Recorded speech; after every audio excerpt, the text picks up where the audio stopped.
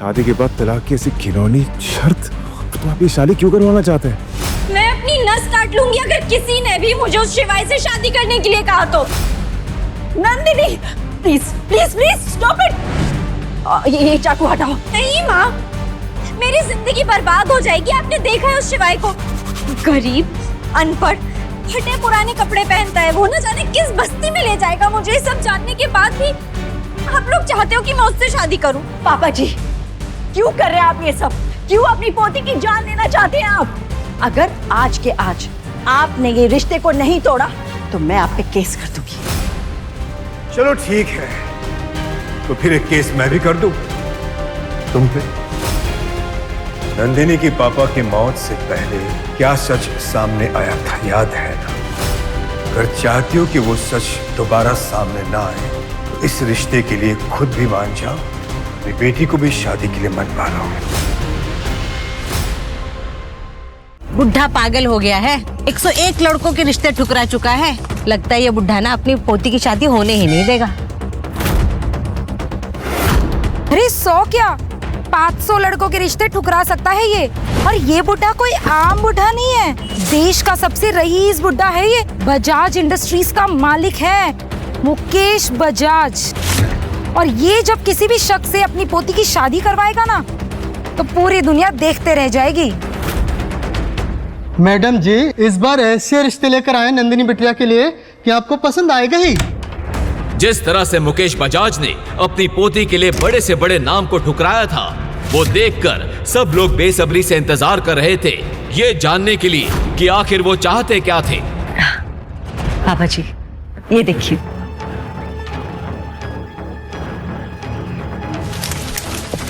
ये ऐसे लड़के ढूंढ के लाए हो मेरी पोती के लिए। Get out! पापा जी क्या आप मेरी बेटी को जिंदगी भर कवारी रखना चाहते हैं? इतने सारे रिश्ते आ रहे हैं, आप सबको मना क्यों कर रहे हैं? What's the problem? इनमें से कोई भी हमारी नंदिनी के लायक नहीं था। जब नंदिनी के लायक कोई लड़का मिल जाएगा तब करवा देंगे उसकी शादी। अच्छा, लायक नहीं है? यश मल्होत्रा, मल्होत्रा इंडस्ट्रीज का इकलौता वारिस। उसके पहले जो लड़का आया था वो अगले ही महीने क्रिकेट टीम का कैप्टन बनने वाला है। और उसके पहले जो आया था वो लड़का हमारे प्रधानमंत्री का भतीजा था। हाय दादाजी। हाँ बेटे। डन। तो क्या हुआ? नंदिनी मुकेश बजाज की इकलौती पोती है। उसके लिए मैं ऐसा लड़का ढूंढूंगा जिसे देखकर दुनिया देखती रह जाएगी। पता नहीं कौन से राज्य का राजकुमार ढूंढ रहे हैं आप मेरी बेटी के लिए। तुझमें अक्ल है या नहीं है? नहीं मालिक। 1000 रुपए का जूता खराब कर दिया। सफेद जूते पे कोई काला पॉलिश करता है? माफ कर दीजिए मालिक, गलती तो इंसान से होती है ना। गलती कर रहा है, ऊपर से सामान भी लड़ा रहा है। रहने दीजिए मालिक, बच्चा है बेचारा, गलती हो गई, माफ कर दीजिए। अब तू मुझे सिखाएगा किससे किस तरह बात करनी है? औकात में रह के बात कर मुझसे। तू भी इस दुकान में जूते पॉलिश का ही काम कर रहा है और तुझे इस पर बहुत दया आ रही है ना? ये ले, अब ये जूता तू साफ करेगा। चल साफ कर। और तू मेरा मुंह क्या देख रहा है? अंदर जा।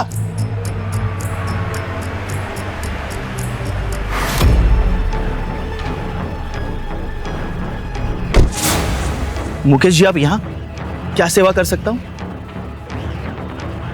मिस्टर शिवाय, मैं मुकेश बजाज, शहर की सबसे बड़ी कंस्ट्रक्शन कंपनी बजाज कंस्ट्रक्शन का मालिक। आप प्लीज मेरी पोती नंदिनी से शादी कर लीजिए। जी, मगर आप ऐसा क्यों करना चाहते हैं? और आपकी पोती मुझ जैसे बूट पॉलिश वाले से शादी क्यों करेगी? मैं सबके सामने ये सब नहीं बता सकता। अब प्लीज मेरे साथ में आइए। शिवाय, मुझे पता है कि असल में तुम कौन हो और ऐसे बूट पॉलिश वाले बनकर क्यों रहते हो। क्या? लेकिन आपको ये सब, बाकी का सब कुछ इसमें लिखा हुआ है।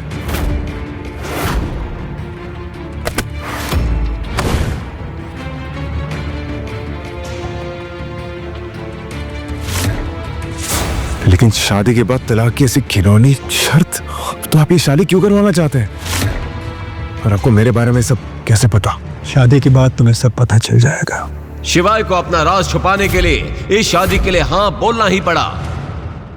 मुकेश बजाज ने जब नंदिनी की मां रेखा को इस शादी की बात बताई तो बजाज मेंशन में हंगामा हो गया। करोड़ों के मालिक हैं हम, और आप अपनी पोती का रिश्ता एक बूट पॉलिश वाले से करके आ गए। मैं जो कुछ कर रहा हूँ सोच समझ के कर रहा हूँ। नंदिनी की शादी उस बूट पॉलिश करने वाले शिवाय के साथ ही होकर रहेगी। ये शादी बहुत ही जरूरी है। इस शादी के बाद नंदिनी की जिंदगी रातों रात बदल जाएगी। बदलेगी नहीं, बिगड़ जाएगी, बर्बाद हो जाएगी वो। आपको क्यों समझ में नहीं आ रहा पापा जी? ठीक है, अगर आप कुछ नहीं करेंगे तो मैं मम्मी जी से बात करती हूँ। मम्मी जी, मम्मी जी, मम्मी जी देखिए ना पापा क्या बोल रहे हैं, प्लीज समझाइए इन्हें। इन दोनों की शादी होनी जरूरी है। मैंने खुद अपने खास पंडित से इनकी कुंडलियां मिलवाई हैं। उस लड़के का नंदिनी की जिंदगी में आना कोई इत्तेफाक नहीं है। ये रिश्ता खुद ऊपर वाले ने तय किया है। मम्मी जी, ये आप क्या कह रही हैं? कुंडली में जो कुछ भी लिखा रहेगा क्या हम उसे मान लें?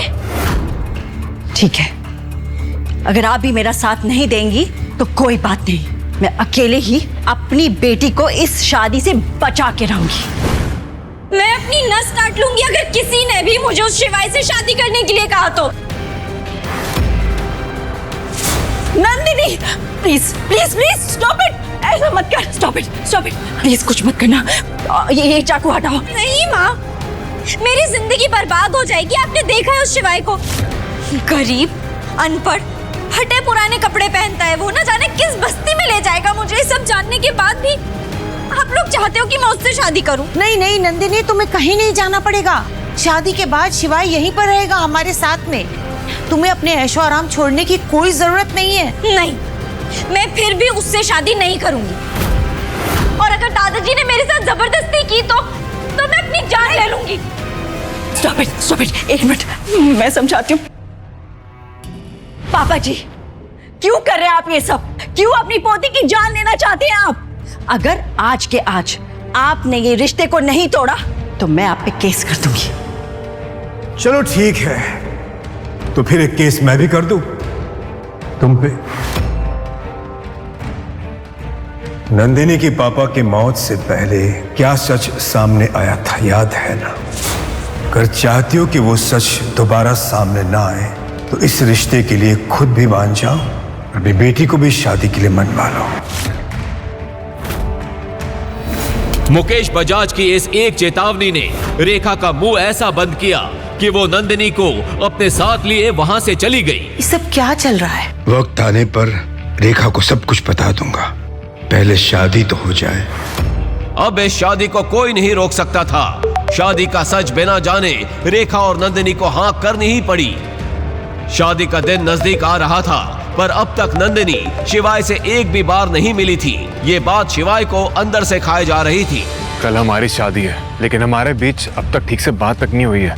ना वो मेरे फोन का जवाब देती है, ना मेरे मैसेजेस का रिप्लाई करती है। ऐसे लगता है जैसे नंदिनी मुझे अपनाना ही नहीं चाहती है। एक बार शादी हो जाने दो, नंदिनी तुम्हें अपना लेगी। आप कहना क्या चाहते हैं? आपने तो कहा था कि नंदिनी ये शादी अपनी मर्जी से कर रही है, लेकिन आपकी बातें सुनने के बाद लग रहा है कि आप उसके साथ जबरदस्ती कर रहे हैं। जबरदस्ती कर रहा हूं तो क्या? ये मेरे और मेरी पोती के बीच का मामला है, तुम बीच में मत पड़ो। मुकेश जी, आप शायद भूल रहे हैं कि मुझे अपनाना आपके परिवार की मजबूरी होगी, लेकिन मैं मजबूर नहीं हूं। अच्छा, इतना एटीट्यूड? ठीक है, तोड़ दो शादी, लेकिन फिर मैं भी लोगों को बता दूंगा कि तुम बुट पॉलिश करने वाले नहीं हो, पर असल में तुम कोई और ही हो। मुकेश बजाज ने ऐसा जाल बुना था कि कोई भी उससे बच नहीं पाया था। और अगले दिन ना चाहते हुए भी बजाज परिवार की इकलौती बेटी की शादी बूट पॉलिश करने वाले शिवाय से हो ही गई।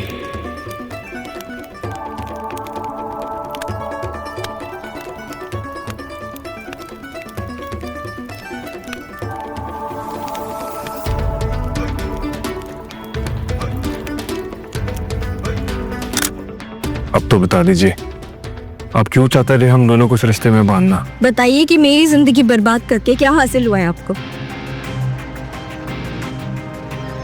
बेटा, इस शादी मैंने इसलिए करवाई क्योंकि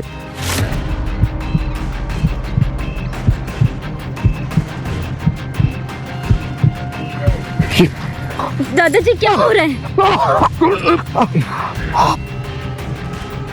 दादाजी क्या हो रहा है? शिवाय, शिवाय कुछ करो नहीं कि क्या हो रहा है? उठिए दादाजी, प्लीज उठिए। नंदिनी, तुम्हारे दादाजी नहीं रहे। मगर दादाजी के मरने के अगले ही दिन से शिवाय के बुरे दिन शुरू हो गए। नंदिनी और उसकी माँ आए दिन उसकी बेइज्जती करते। कभी शिवाय से बर्तन धुलवाए जाते, कभी घर का पोछा लगवाया जाता। एक दिन नंदिनी की कॉलेज की पुरानी दोस्त रिया घर आई। तूने क्या नया नौकर रख लिया है घर के लिए? मैं नौकर नहीं, नंदिनी का पति हूँ। क्या? नंदिनी का पति? तूने क्या छुप के घर के नौकर से ही शादी कर ली नंदिनी? हाँ हाँ हाँ, वेरी फनी। मेरी किस्मत पर हंसना बंद कर तू। इस फटीचर को तलाक क्यों नहीं दे देती? दादाजी ने शर्त ही ऐसी रखी है कि मैं इसे तलाक नहीं दे सकती। छोड़ इसे। जब से पनौती आया है ना तो दादाजी रहे और कंपनी की हालत इतनी खराब हो गई है कि क्या बताऊं। तुझे पता है मुझे बहुत अर्जेंटली 5 करोड़ की जरूरत है। अरे तो तू यश से क्यों नहीं बात करती? वो अपना कॉलेज फ्रेंड, वो तो अभी इंडस ग्रुप का मालिक भी है। और तुझे तो याद ही है कि वो कॉलेज टाइम पे तुझ पर राइट। यश ने पहले भी नंदिनी को छोटी मोटी चीजों में मदद की थी। खास बात यह थी कि नंदिनी जानती थी कि यश इन मददों के बहाने उस पर डोरे डाल रहा है और उस पर बुरी नियत रखता है। मगर वो इन सब बातों को इग्नोर करके भी उससे हेल्प लेती रही, क्योंकि उसे अपने करियर में आगे बढ़ना था। ऐसे में जब नंदिनी की मीटिंग यश के साथ फिक्स हुई तो शिवाय उसकी कार ड्राइव करके उसे ऑफिस तक ले आया। हेलो नंदिनी।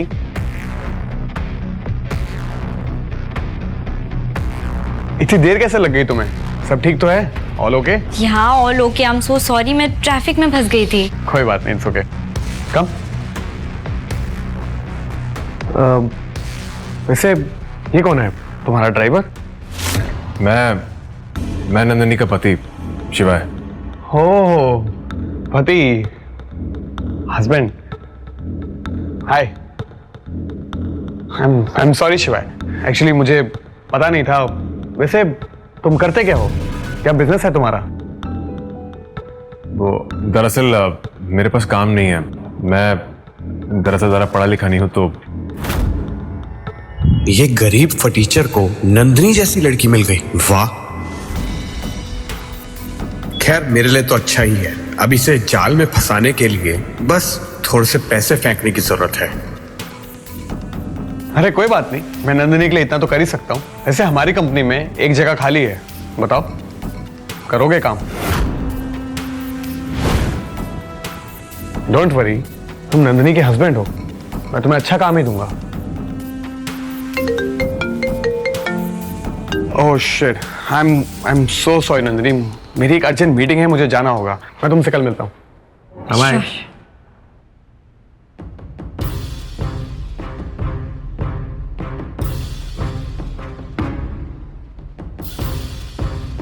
क्या जरूरत थी बताने की कि तुम मेरे पति हो?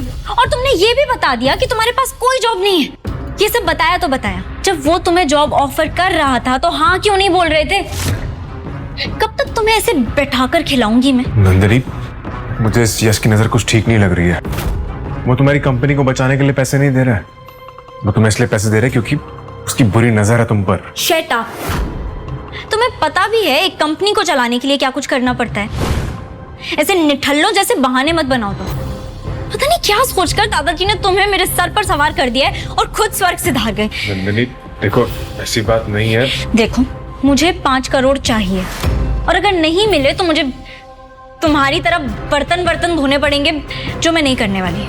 तो बेहतर यही होगा कि तुम यश का जॉब ऑफर एक्सेप्ट कर लो।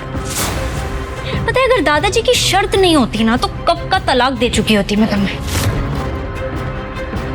ठीक है नंदिनी, मुझे तुम्हारा ऑफर मंजूर है, करूंगा मैं नौकरी। गुड। ये सुनकर नंदिनी खुश हो गई और उसने तुरंत यश को कॉल करके शिवाय का फैसला बता दिया। ठीक है, कल उससे ऑफिस ले आना इंटरव्यू के लिए। Okay, bye bye. What sir, Nandini को, इस गरीब टाइप के हस्बैंड को आप अपनी कंपनी में जॉब देंगे? क्या रेपुटेशन रह जाएगी हमारी? तुम्हें क्या लगता है कि मैं यूं ही किसी को भी सड़क से उठाकर अपनी कंपनी में रख लूंगा? हमारी कंपनी कोई धर्मशाला है क्या? वैसे हमारी कंपनी में टॉयलेट साफ करने वाले की जरूरत है ना? समझ गया सर। अगली सुबह नंदिनी शिवाय को लेकर यश के ऑफिस पहुंची। रास्ते भर नंदिनी शिवाय को इंटरव्यू में कैसे बात करनी है ये समझाती रही। Okay okay sir. Hi. Hi Nandini, how are you? I am good. आओ ना, बैठो ना, come. Hey wait, Menka listen. Yes sir. Shivay को बाहर लेके जाओ और फॉर्म फिल करवाओ। आइए। एंड लिसन, बाहर जाके सबको बोल देना कि मुझे डिस्टर्ब ना करे। मुझे नंदिनी से कुछ पर्सनल बात करनी है। Got it? शिवाय को ये सब देखकर चिढ़ हुई, लेकिन नंदिनी के चलते वो चुप रहा।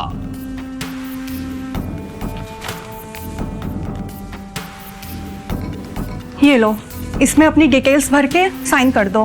मैम इसमें साइन कहाँ करना है? अरे अनपढ़ हो क्या? दिखता नहीं है? यहाँ पे साइन करना है।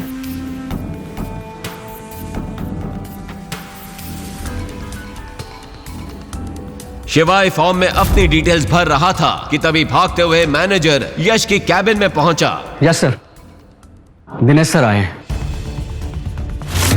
यश के चाचा जी दिनेश एक एक्स आर्मी मैन थे और अब उज्जैन के सबसे बड़े बिजनेसमैन में से एक थे। यश उनके साथ ही काम करता था और उन्हीं के पैसे पर उड़ता था। नंदिनी, हमें चलना होगा, चलो।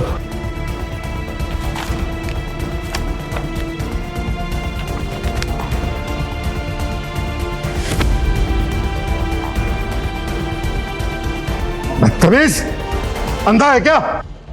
Sir I am so sorry, मैं बस यहाँ एड्रेस पूछने आया था, मैं निकल रहा हूँ, सॉरी सर। दिनेश शिवाय को पहचान ना ले इसलिए वो जल्दी वहां से निकल गया। तभी दिनेश जी की नजर वहां रखे पेन पर पड़ी।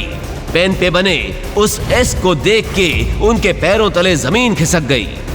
ये पेन, ये इस आदमी का पेन है?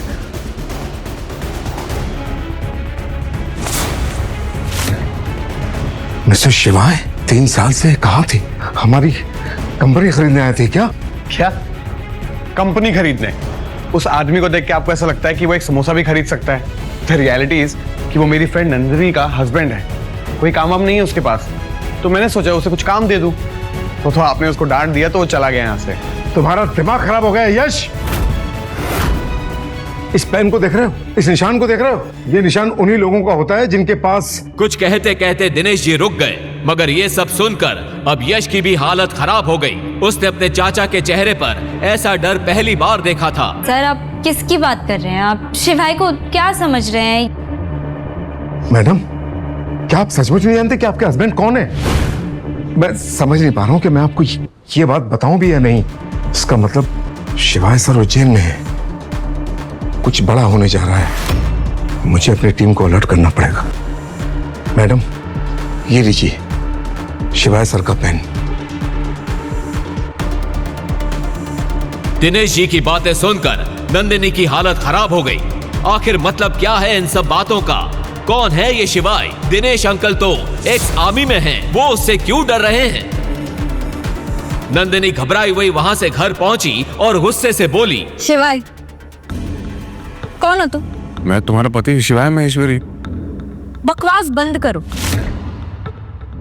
ये पेन और इस पर बना ये निशान, क्या मतलब है इसका? तुम्हारे वहां से जाने के बाद इस पेन और इस निशान को देखकर दिनेश जी पसीना पसीना हो गए। हो कौन तुम, बताओ मुझे। ये पेन तो मुझे वो बंदर छाप धंत मंजन के साथ फ्री में मिला था। ये तो मैंने यूज भी आज पहली बार किया है। ऐसा भी तो हो सकता है कि दिनेश जी ने इस पेन पर बने निशान को कुछ और समझ लिया हो। वरना तुम ही बताओ नंदिनी, अगर ये पेन इतना जरूरी होता तो क्या मैं उसे वहां छोड़कर आता? तभी नंदिनी को किसी का फोन आ गया और वो वहां से चली गई। अगली शाम नंदिनी की कॉलेज रीयूनियन पार्टी थी। Hi hi Nandini, you are looking so pretty. पर ऐसी भी क्या जल्दी थी कि तू ज्वेलरी पहनना भूल गई? ओप्स, सो सॉरी, मैं तो भूल ही गई थी। तेरा पति तुझे चप्पल तक दिला नहीं सकता तो नेकलेस तो दूर की बात है। खैर देखो, मेरे पति ने कल रात ही मुझे 3 करोड़ की नेकलेस गिफ्ट की है। सही लग रही है ना? पिछले कुछ दिनों से उसकी कंपनी बड़े लॉस में चल रही थी और वो किसी इन्वेस्टर की तलाश में थी। इस पार्टी में उसका अमीर क्लासमेट देव भी आया था, जो कॉलेज के दिनों में उस पर लाइन मारता था। उसने सोचा क्यों ना वो देव से ही कंपनी में इन्वेस्टमेंट करा लेगी। हाय देव। तभी उसका पति शिवाय बुके लेकर वहां आ गया। अंदर क्लब की भीड़ में शिवाय की आंखें नंदिनी को ढूंढ रही थी। जब उसने नंदिनी को एक कोने में वाइन पीते देखा, वो तुरंत दौड़कर उसके पास गया। नंदिनी उसे देखते ही नाराज हो गई। तुम यहाँ क्या कर रहे हो और ये क्या गंदे से कपड़े पहनकर आए हो? चप्पल पहनकर आ गए हो तुम? होटल वालों ने अंदर आने कैसे दिया है तुम्हें? नंदिनी तुम अपना ये फोन भूला थी घर पर, मैं ये लौटाने आऊँ तुम्हें। और ये बुके क्या है सब कुछ? तुम शायद भूल रही हो कि आज हमारी शादी की 3री सालगिरह है, इसलिए आज मैं तुम्हें अपने बारे में कुछ बताने आया हूँ।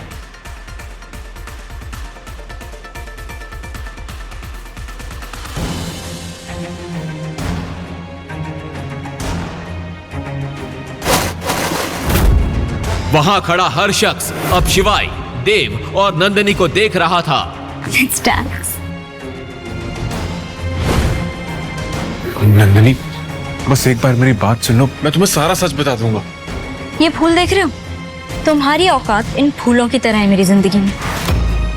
निकल जाओ यहाँ से, दफा हो जाओ।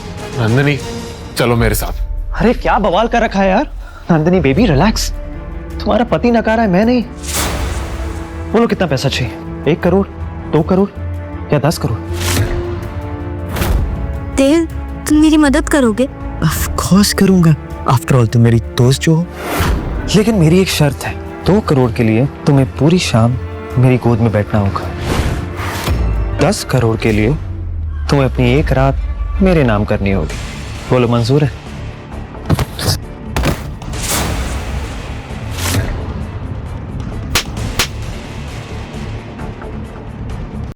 आदमी ये क्या किया तुमने? तुम्हारा दिमाग खराब है क्या? ये बेचारा मेरी मदद कर रहा था। अभी क्या, अभी माफी मांगो, माफी मांगो। माफी? मेरी चप्पल भी उससे माफी नहीं मांगी। नंदिनी तुम चलो मेरे साथ। यहाँ कौन है शिवाय महेश्वरी?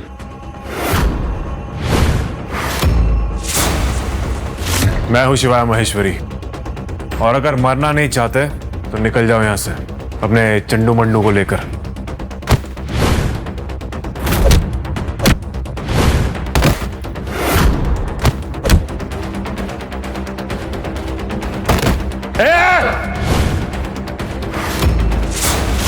बंद करो ये बच्चों का खेल। एक नहीं एक साथ सबके सब। महाकाल की सौगंध, तुम में से आज कोई भी अपने पैरों पर वापस नहीं जाएगा। आओ।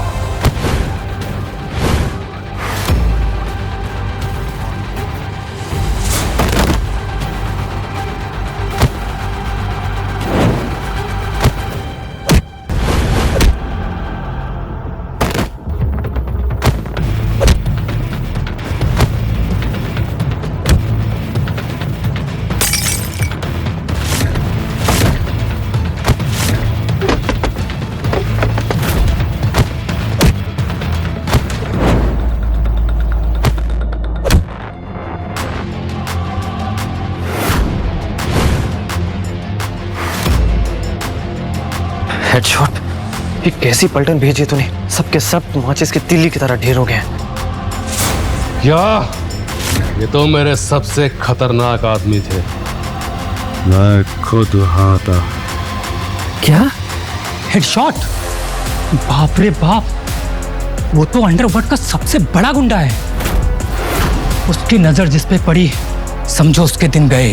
तू थोड़ी देर और रुक जा, आ रहा है इन सब का पाप। थोड़ी ही देर में 10 जीपों का कॉन्वॉय पार्टी के बाहर आकर रुक गया। अंदर खड़े लोगों की सांसें थमी हुई थी। हेडशॉट क्लब के अंदर आया। देव ने आंखों से शिवाय की तरफ इशारा किया। हेडशॉट ने तुरंत अपनी गन निकाली और शिवाय पर तान दी। हिलना मत, मेरा नाम हेडशॉट है और आज तक मेरा निशाना कभी नहीं चूका। तुम सब लोग अपनी पार्टी एंजॉय करो, इसको तो मैं अपने ठिकाने पे ले जाके निपटाऊंगा, पर अगर इसकी एक एक हड्डी नहीं तोड़ी तो कहना। अभी कुछ देर पहले ही गुंडों से लड़ने वाला शिवाय वहीं जम गया। हेडशॉट के आदमियों ने शिवाय को पकड़ लिया और वहां से ले गए। नंदिनी और देव भी उनके पीछे निकल गए। शिवाय हेडशॉट की कार के पीछे डिक्की में बंधा पड़ा था। गाड़ी एक सुनसान जंगल के बीच पहुंची।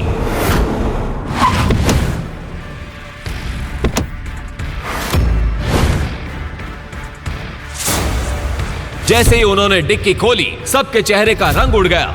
शिवाय वहां से गायब था।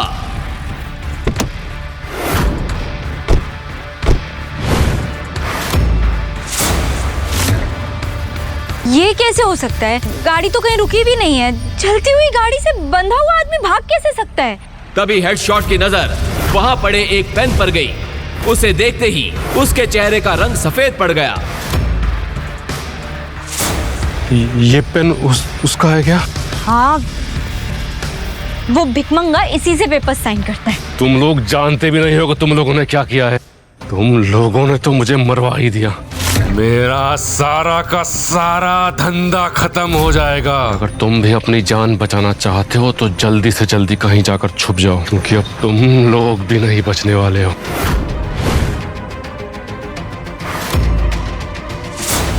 आगे की कहानी जानने के लिए देखिए अगला एपिसोड सिर्फ पॉकेट एफएम के यूट्यूब चैनल पर। और शिवाय एक विनाशक के सारे एपिसोड्स को सुनने के लिए डिस्क्रिप्शन में दी लिंक से डाउनलोड करें पॉकेट एफएम ऐप।